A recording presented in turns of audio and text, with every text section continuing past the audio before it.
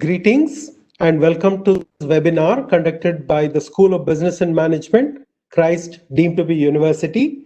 I am Professor Sirish and I will be the moderator for today's webinar.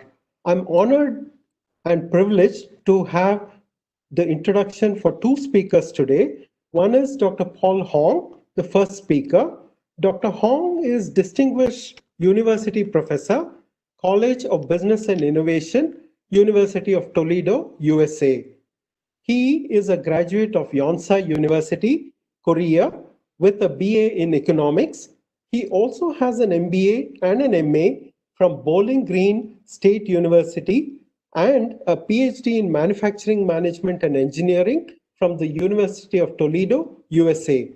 He is a certified management accountant and his primary teaching areas are strategic sourcing, new product development, advanced statistics, and global supply chain management. His recent books include Rising Asia and American Hegemony and Creative Innovative Firms, both Springer publications. The next speaker today is Dr. Blaine Stout, principal and founder of LBDS Inc., Sylvania, Ohio, USA, and the next speaker for today. Dr. Stout has a PhD in Manufacturing and Technology Management from the University of Toledo, located in Toledo, Ohio. In his second career, he aligns with his interests on small to medium-sized manufacturing enterprises, working on projects related to data and business analytics, information systems, and business development research. During his career, Dr. Stout has worked with startups in solar tracking and battery technologies, held several executive division level and business unit management positions within private and public multinational consumer durable products companies.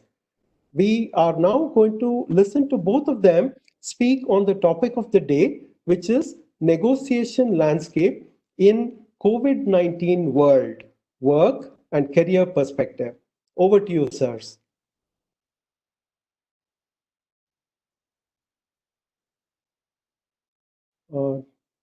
Dr. Hong, you would need to unmute yourself. Okay, so can you hear me now? Yes.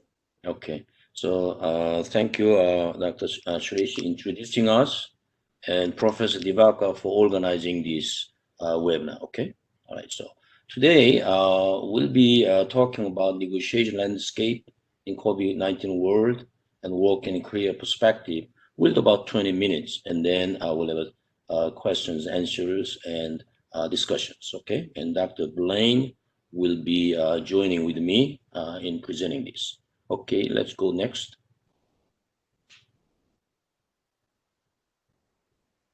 Okay, this is a bio. Okay, please go. That's good, that's fine. So the order presentation is we'll talk about the COVID-19 world and what this is related to negotiation and the negotiation model and concluding comments. So the presentation organization is very simple. Okay, all right. Next. Now, epidemic is for restricted a particular region, but this COVID pandemic, as the pandemic suggests, is all over the world. It's the whole world is going through the same troubles we have now. Okay, next.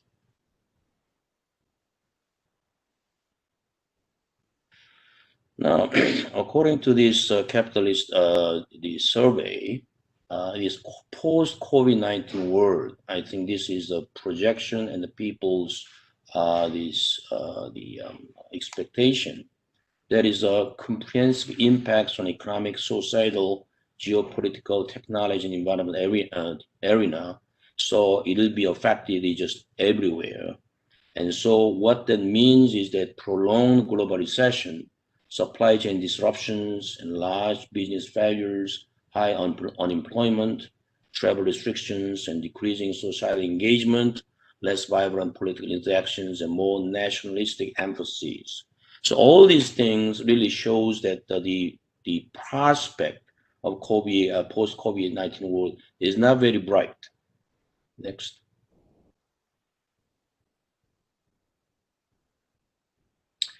So then, how this COVID-19 world and negotiation, because there's a lot of interest really colliding. So our definition of negotiation is the art and science of reaching agreement for beneficial outcome. Now, beneath this beneficial outcome is not necessarily for win-win situation. Some people win, some people lose. Maybe both parties lose, but they have to come up with the agreement. So that's the nature of negotiation. Okay, next. So as you see, the COVID-19 world already, this pandemic really this increase or decrease these power dynamics among parties. It's not only individuals and companies, but even national level and international arena. And so this lockdown effect, business disruption, financial these troubles, and down and upsizing effect, and so different areas. I think this is affecting. So all these these diverse interests colliding, and there'll be a tremendous this negotiation and everywhere. Okay, next.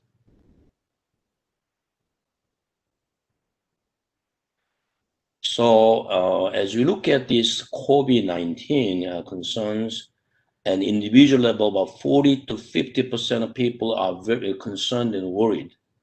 And then interestingly, 50 or 60% people are not so concerned about, according to this Salesforce research. So we see some of these contradicting the prediction is there, but their level of concern is different. So in terms of long-term financial situation, short-term and job security, physical health, and mental health. And so we actually see something very interesting findings of this the survey. Okay, all right, next.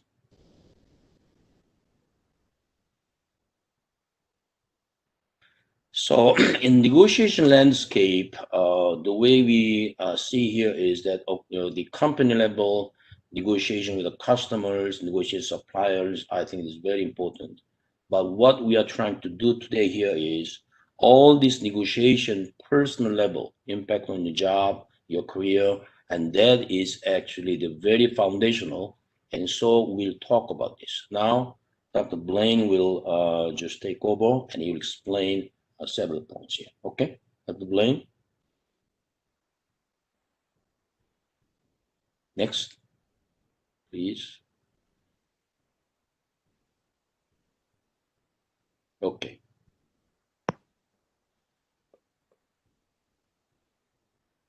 So. Yeah, Dr. Blaine, you have to unmute. Yes, you have to unmute, Dr. Blaine. Yes.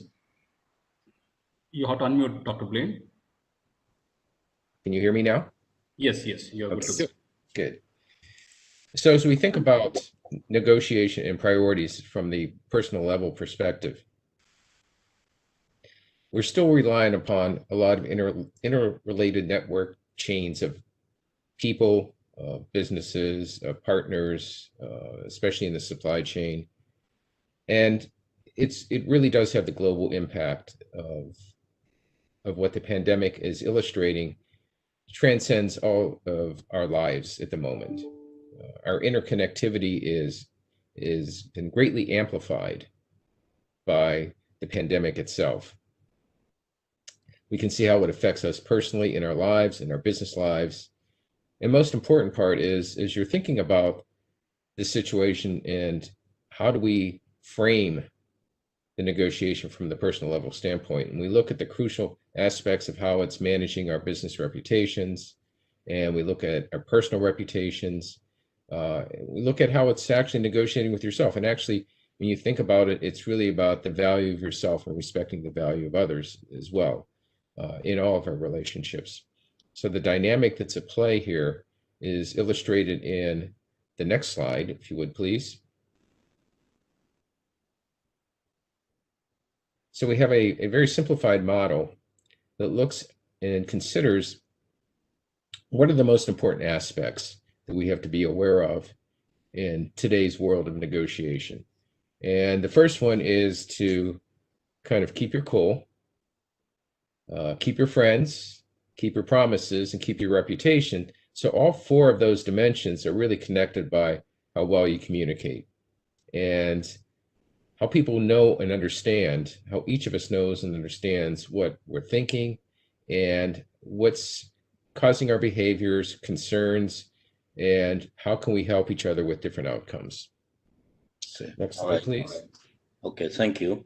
So the point here is that negotiation, we actually try to talk about these customers, suppliers, and other stakeholders.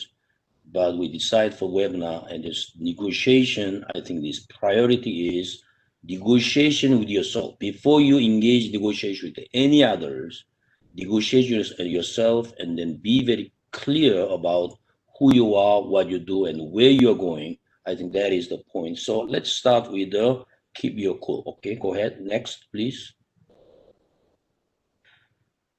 First, the reason why we have to keep it cool is this pandemic. We have to look at things in perspective. If you look at the bottom, the population increase over the past 500 years.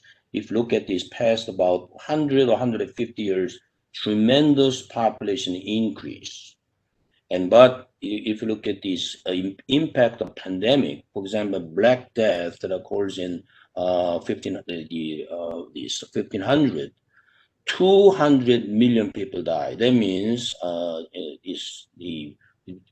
assuming the population is more than 450, more than 50% of population affected, and then they actually suffer a great deal. And then you have a smallpox and Spanish flu and all those things. And if you look at this COVID pandemic, is right here. So the impact of COVID pandemic, considering this large population, 7 billion, is much, much smaller. So that I think we should not be so pessimistic about what COVID pandemic does compared to what our past generations people actually experience in this pandemic at maybe every 70 or 100 years. Okay. Next. So that's the first reason we have to keep you cool. Now, this is another Salesforce research, but despite the negative COVID pandemic in the world projections, and interestingly, a lot of people are more optimism than pessimism. They resolve to be more productive, willing to connect, feel secure, and actually slightly then is very grateful about who they are and what they do now, and then they decide to trusting rather than distrusting, and confident rather than feel very weary.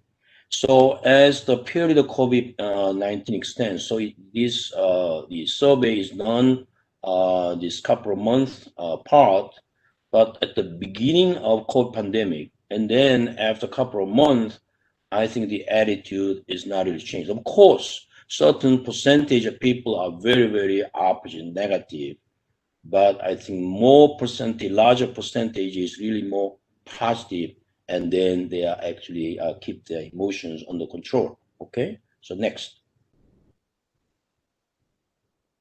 And so even this COVID-19 response in other areas. So as I said, despite this negative COVID-19 world and projections and so forth, I think the people decide to trust the business. The business is to do the right thing. They trust government to do the right thing, and business supporting employees, business supporting communities, business taking altruistic actions, social initiative by business are impactful. So of course, this is based on US, this business, these people's response. But the point is that large percentage people are really taking this more positive outlook. And then I think they decide to trust the key institutions like a business and government and the community. I think so in that sense, I think they keep their cool in dealing with their situations. Okay, next. And this keep your communication. Now, Dr. Blaine will take over and talk about this. Go ahead. Okay, so we can see the various elements that are in here, various bullet points, and obviously discovering the extent of your real problems, and understanding what those problems can be in terms of the troubles that they may cause. We're describing here delivery, price hikes, shortage of needed materials, and logistical limitations. I mean, these are all tactical issues that come about because of lack of communication. If your issues are primarily with suppliers, if you let your customers know, so it's critical to keeping the communication network constantly flowing with information. Accept the macro level constraints beyond your reach and focus on problems within your control. I mean, that's common sense in terms of if you think about how you're going to view your problem, you got to think about what is in my venue to control. What can I do the most to improve a situation? Assign flexible work assignments for retention of valuable and talented resources. Right now, talent is very critical for all organizations, and retaining those that are beneficial and valuable to the company is critical. You don't want to allow vulnerabilities to exist. You want to allocate your resources, another common sense approach to make sure that when you look down the road, what is your recovery from COVID-19? If the business is not performing or your personal life is not performing the way it should at the moment, what is it going to look like when it recovers? So there is some planning that has to go into effect. All right. So the point here, the point here is that communication is about discover the extent the real problems. In other words, real problems are something you can work with, you can do something about.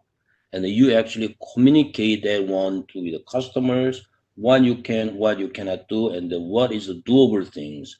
I think those things need to be keep clarified, it could be being clarified, and then the communicated and also managed. I think that is this very important point. I think we can go to the next. Okay. Okay, so Dr. Blaine, please go ahead.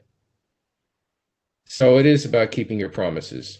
I mean, if you look at the essence of just what this is do what you say what you do, create trust among the people you're working with, and that's how you keep your promises. Go on to the next slide. Okay, so let me, so if your promise here is, we talk about mitigating strategies. You promise A, but because of the changing COVID situations, you cannot do exactly A. So then what you do is that mitigating strategies. In other words, you cannot keep the exact promise as you intended to 6 months ago, because changing situation, you add the A slash something else, but always provide customers the reasons and options and then realistic solutions. That's what keep your promises means. Not exactly doing what you said you do, but in given changing situations, what alternatives, options, and those things you offer so that customers understand in given this constraint, you are doing all you can. That's what keeping your promises. Okay. All right. Thank you. Next. And then obviously this all flows into keeping your reputation. And your reputation is the most valuable, most valuable characteristic.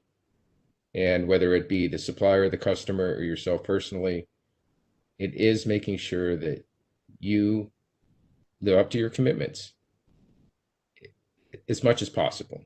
To Dr. Hong's point earlier, contracts can be negotiable to a degree, and being able to be flexible in your response to certain situations is important in this COVID-19 pandemic environment that we live in.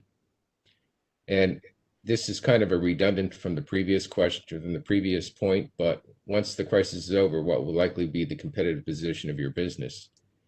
And again, this goes back and look at what does the recovery look like? How do I manage through the recovery, and what do I anticipate that's going to happen within my organization, within my supply chain? And so I really have to consider that very carefully as we start moving forward and thinking about the future. And then finally, envision your firm will attain a stronger position after the crisis. That may not always be necessary. You may have to find out different strategies to survive, and your firm may not be surviving. And so you have to figure out how to reposition your company so it can sustain itself, maybe through an acquisition or a merger or some other strategic initiative that helps the business continue to grow and prosper. So those are the kind of things you want to do to make sure that your personal and company reputations are kept keen and valuable in all of your actions. Slide, please. So another point here, and let me just add one point, that is, we usually try to, business people decide based on what happened in the past. Past extends to present and the future, or what happens to now, and then you try to go to the future. But I think this here, keep your reputation, means really think about your future and the vision of future. So this crisis will be over at some point. But so then from the future, crisis is over. From that point, what kind of reputation, what kind of company yourself, and then what kind of a position you will be in. So having this future scenario planning we have, so future actually may really influence what you're building now, rather than this present these constraint and difficulty and challenges actually just they dictate you to what you do. So that keep your reputation means articulate vision. Definitely the crisis will be over. What will be the post-crisis outcome should be. From that point, you actually manage your current situation. You will be much better situation. So let's look at the next one. Go here. Next slide, please. So this is S&P Composite Index more than 100 years. So if you look at the 1900 to 1924, there's a World War I, World War II, and there's a lot of ups and downs, and there's a serious crisis every 10 or 20 years. But the thing is, this long-term this trend is very, very clear. It is moving upward. Okay, so this concluding remark here is in the short run, there are a lot of ups and downs. But in the long run, as the Keynes economists, the English economists said, we'll be all dead. So it's not really matter. But the point is, in the long run, life still goes on and upward and forward. So those in their 20s and 30s and 40s, next you have a 30, 40, 50 and years ahead, and then this crisis will be over. So keep your perspective. And then move accordingly. I think that's a very simple comment. So Dr. Blaine and I did not try to teach a lot of this new information, but I think really come up with this model so that we can discuss and talk about our experience at this time. Okay.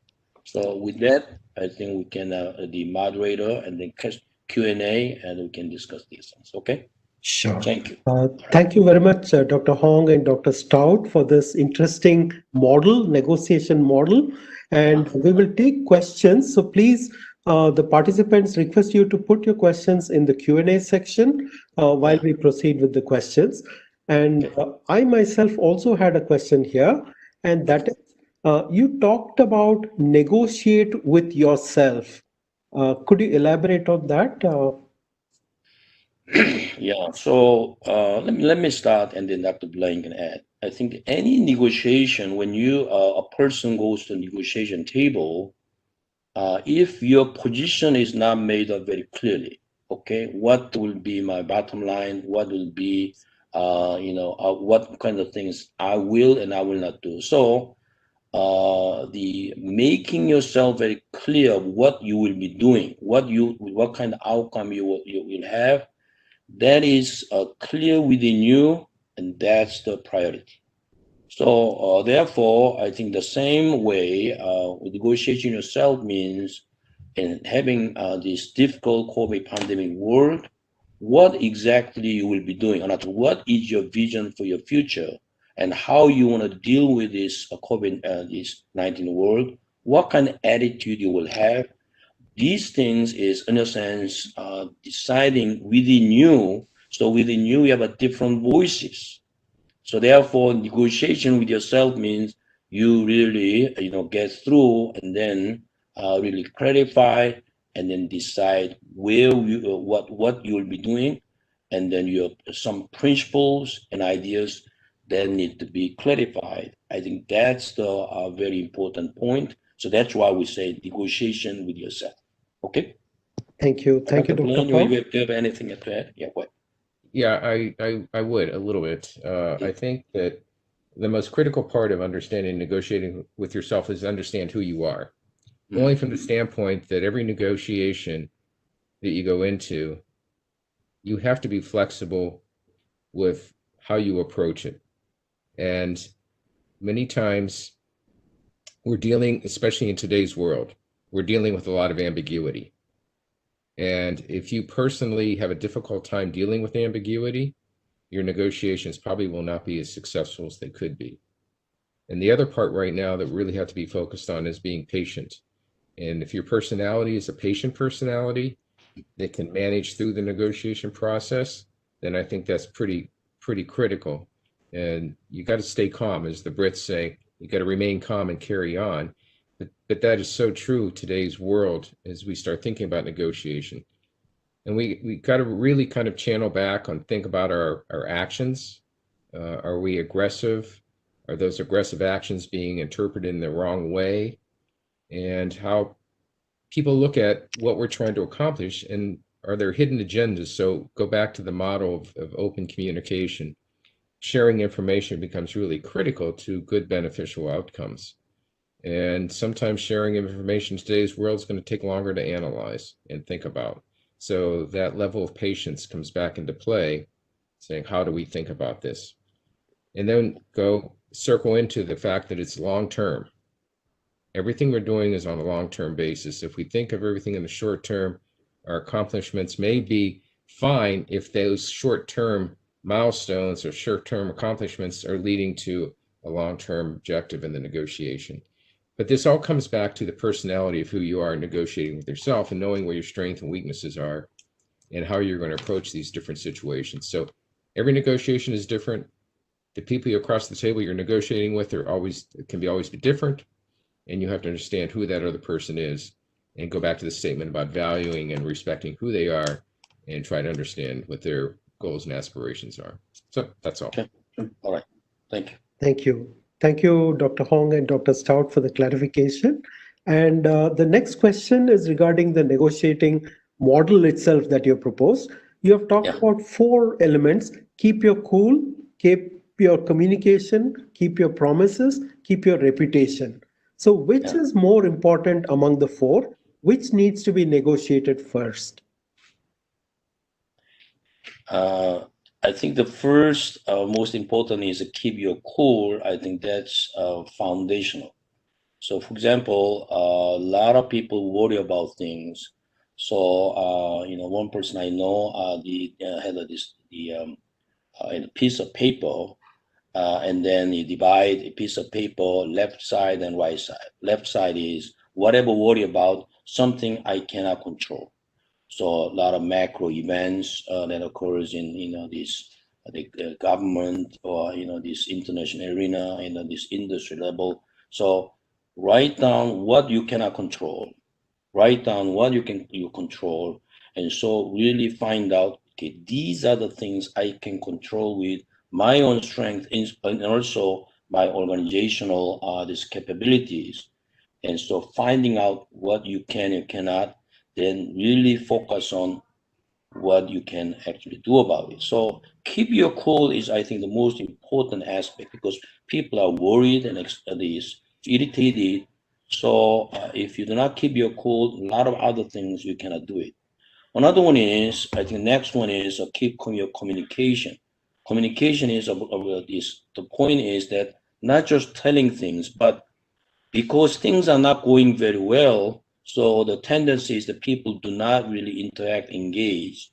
you rather not to talk about, but you need to talk about more because you have a problems. That's why you need to come more closer and engage. I think this communication, but communication is really about what you can, what you cannot do. Those things will be made very clear. And then I think keep your friends means this even when these senior executives, I mean the owners, you have to let people go or so. Even so, do in a way that you do not really make a lot of enemies and not necessarily sow the seed of troubles, but really explain why things need to be done and what kind of things you'll be doing. And so I think that needs to be done. And then, of course, promise we talk about. So all these things step by step. But I think the key here is keep your cool and then keep your reputation means what kind of future vision. And then also definitely the crisis will be over. What kind of future, what kind of the person I to become and then what kind of company I to become after this crisis over. That sense of vision also is very important. Those two things, keep your cool and keep your the vision of the future, really direct these in the middle three things. I mean, Dr. Blaine, do you have any comments? No, I think that's to your point, it's foundational, and it all begins with you and keeping your cool. So it goes back to knowing who you are and what you are in order to actively engage in good negotiations. Thank you for that response. And the next question is, how long do you think it will take to come out of this crisis? How can any economy negotiate with their partners to retain the supply chain relationships? This could be with relation to China, for example, the global supply chain disruptions. So my expectation is within the next 3 months to 6 months, things will slowly change. So, for example, the university leader here, we start these class sessions. Okay, not class sessions fully operational. In other words, half of class we just meet in class. Actually, students come with a mask and so forth, and then half is still the online. But what we're communicating to students is, you come to class with a mask and so forth. This is very, very important for our livelihood. If you cannot succeed in the university, college, university level, we cannot expect other business to do the same. So therefore, we really have to keep this life going. So the safety is important, but livelihood is actually what, in a sense, as important, even more important for the people who are living. So therefore, we just do this. So here in the United States, I think more effort to open this economy. So it will gradually increase and probably accelerate, because we cannot lock down this economy for the next 6 months and 1 year. People will be dead anyway. If that's the case, why not take the risk? So therefore, I really see that next 3 or 6 months, I think more livelihood, and then this economy is moving, that will be there. Of course, the impact of this is 2 or 3 years down the road. But I think the movement to open the economy will be, I think, it's much greater in the next 3 and 6 months. Within 1 year, we'll see a lot of normalcy. New normal will be established. That's the predictions. And that is true when we, in the national level, the people, these nations start doing it. I think that will change this international trade arena. And as far as China, I think the trade tension with United States and China is very much the strategic decisions. Those things will be very different, but I think other let's say trade with India and let's say United States, I think there will be a much better shape in the coming years. So that's my prediction. So Dr. Blaine, do you have any additional comments? Yeah, well, from a macro view, I think that's fairly accurate. When you get more discrete manufacturing and different types of manufacturers or different kinds of businesses, that interconnectivity globally may be still constrained. And that's why I mentioned earlier with companies that, especially in the small to medium-sized sectors, some may not survive. And the reason being is some of their connectivity to China or other countries where they were getting product and materials from remains a challenge. Some companies are doing extremely well. The couple of companies that I do some work with are domestic manufacturers and their business is prospering nicely. However, I know of a couple others that are struggling because of resources overseas, and trying to bring some of those resources back to a certain extent to the United States has been a real challenge to do that. So it's a real balancing act. It's a mixture. Maybe it is the next 12 months, maybe it's the next 24 months. I'm not going to be optimistic to say it's going to be short term. I think it's going to be a longer term bring back in terms of economy for a lot of the small to medium sized companies. And keep in mind, in the United States, small to medium sized companies, especially on the manufacturing sides, represent about 95% of all businesses. May not have the volume in terms of revenue, but they represent the ton of employment and a ton of business that occurs in this kind of size of businesses. So that's my viewpoint at this point. Okay. Thank you. And in terms of the next question, we're moving on to the career perspective. And from a career perspective, the question is, numerous organizations are facing hefty losses in business due to the pandemic, and as a result are focused on cost cutting. How could a graduate negotiate salary with an organization, keeping in mind the dynamic situation that would prevail for some time now? Okay. So here the point of value propositions. This idea is come into play. So in the past, students they actually show their resume, what degree they have, and then what work experience they have, and just show these little things, and they could get a job. But rather, I think it's as you plan career, value propositions. In other words, what kind of value you can actually create and deliver to the company you work for. I think that is becoming extremely important. Even when you get a job, you may be laid off, or you may keep the position with added responsibilities. Keep thinking about what kind of value I'm creating and delivering. I think that is really be able to think through. Not only that, you actually communicate. This is what I do for the company. This is the way I actually create a new value, and so forth. That articulation and that thing is very important. And also during this time, let's say you got laid off, or you're not getting promoted.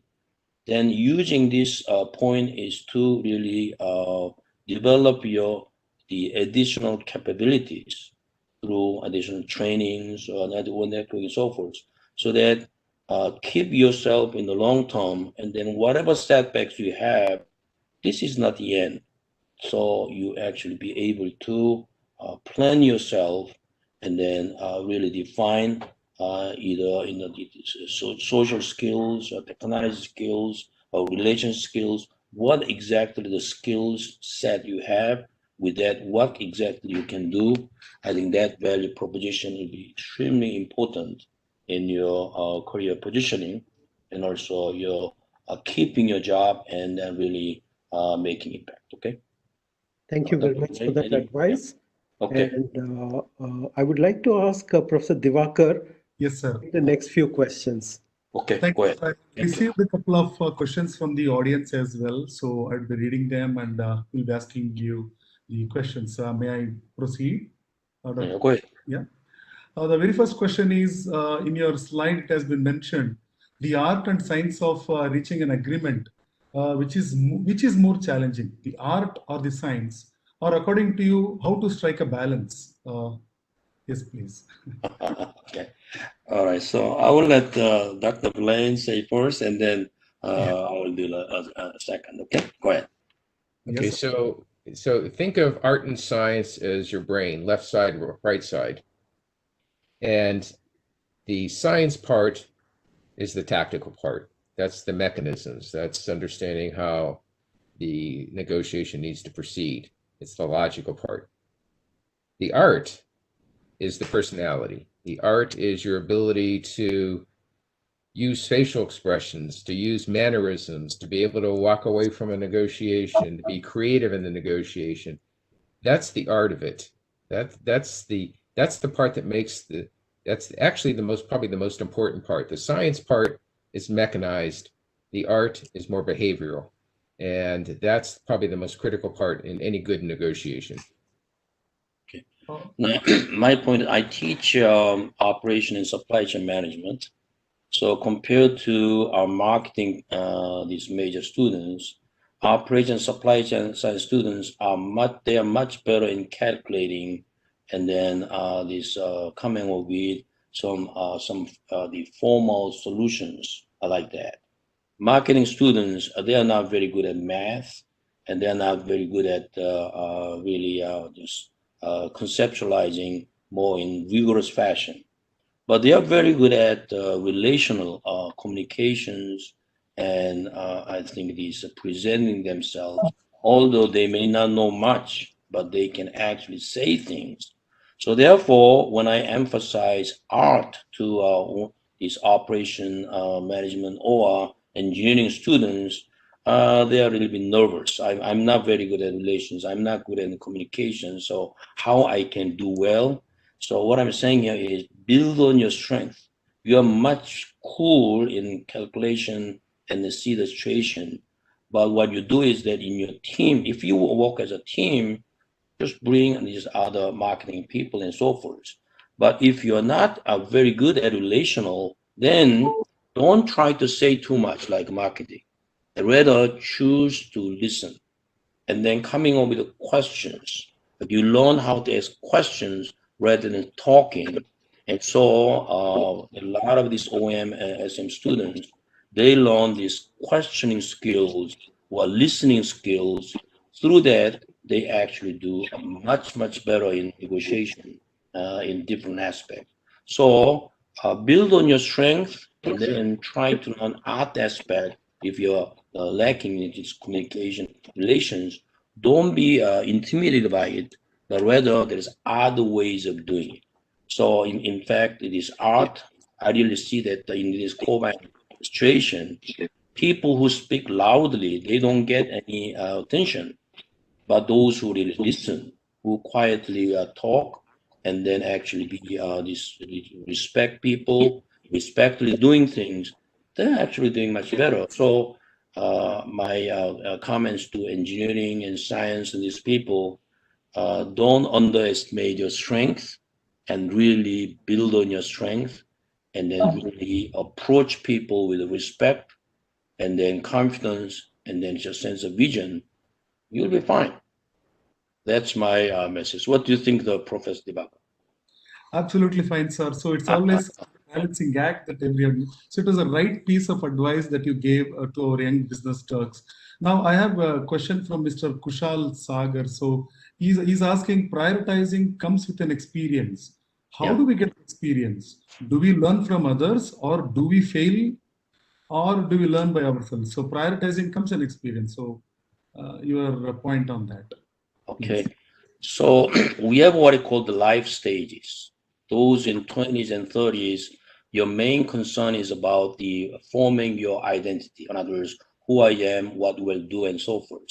But the next, when you're in your 30s, when you start a family, then I think your point is how I can balance my public and then private responsibilities. And then in the 40s and 50s, you become successful, then how I can manage the success. So it's different stages of life, your priorities, and then the level of insight of things different. So I think my advice to students and people is really try to relate to people who are not only peers, who are a little ahead, and ask them their insight, what they learned. In other words, those who are in the 30s, they approach in the 40s. You already been through the 30s. So what was like being the 30s, and then in your 30s, when you go through this crisis, what did you do? What insight you have? So I think is asking those questions to your boss and the people who are more experienced is a very powerful way of this enhancing your indirect expense and experiences. So ask, and then I think you will get a lot of so. Actually, one of the students who got this internship, this very prominent company. I don't want to mention what it is. And then the internship, the assignment is they give us 3 months, and they get said, okay, in 3 months you need to know about artificial intelligence and these new emerging technologies, and then these products we are doing it, and then coming up with a new ideas of your own. After that, I think the schedule is totally unstructured, and so the student didn't know what to do. Then called me, so I said, hey, look, you actually try to start interviewing people. And then he said, I don't know anybody. So I said, okay, then who do you know? Do you know any person who joined with you together among your classmates? And then, oh yeah, does any of your classmates know anybody in this company at the vice president level? And they say, yeah. So then start with them, with a person, and after the interviewing, ask the person, could you introduce one other person? Okay. So actually the person was doing it. And then after having about 12 to 15 interviews of all these managers, great deal of insight he gained. And finally, when we made a presentation at the end, he got a job offer. Okay. Thank you. Great, sir. Great, sir. Now, I had circulated a couple of your research papers that you had shared with me on supply chain and all that. So here is a student named Anchal, and she's asking this question to you. How has been the effect in the supply chain? Your research papers and article shows that there is a brighter side. To navigate the new normal, what is the advice to the industry practitioners? Because she knows that you are from the supply chain area, so Okay, all right. So my point is the supply chain. If you look at India may be different, but the U.S. situations, the revenue side, the growth is very, very minimal. Whether it's a McDonald's or IBM, its revenue growth is no more than 1 or 2%.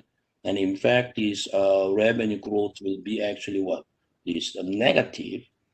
But interestingly, this McDonald's, IBM, even the revenue growth is no more than 1 or 2%, but income growth is more than 5 to 7 or 8%. So how do that? How do you actually do that? There is a smaller revenue growth, but it's much greater income growth. What I say is in black box, supply chain people are doing this. Okay, supply chain people are actually these rationalizing processes, dealing with the customers and suppliers. A lot of black box work is in supply chain people are doing it. So Yes. therefore, but the bottom line improvement. So in that sense, I think what the students students or people who are in the supply chain area, you can actually do great things during this tough time, especially the revenue area is very difficult. So I think that's what I want to say. Another Thank you, Dr. Hong. second question, yeah. In the interest of time, I know it has been engrossing, but I'd like to request Dr. Jivananda to come with the concluding remarks, after which Go we'll ahead. close the session. Thank you.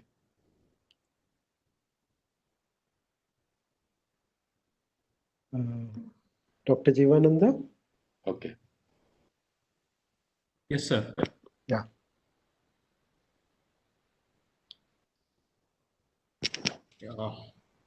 Sir, you continue, sir. I have some technical issues here. Sure.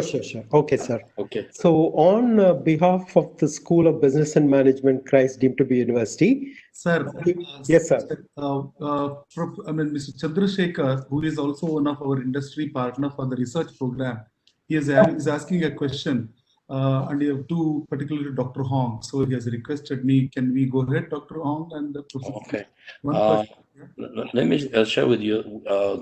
December 4th to 6 and 11 to 13, we plan to have this network, this research conference. Yes. So I will send the information to Professor Divakar, Yes. and so we can actually consider the research. So I think the Indian researchers and US researchers can have agreed this collaboration, these possibilities.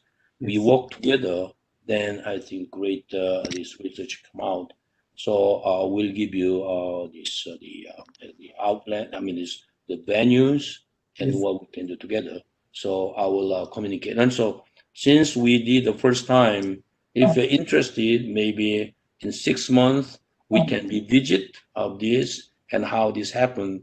So if that's what you want to do, I think Dr. Blaine and I will come again 6 months later to talk about additional, I think, these findings or so forth. I think that is something we can consider. Okay. Sir, so he's from Shantala's Perocast, and he's thanking you for your presentation, pandemics and its impacts.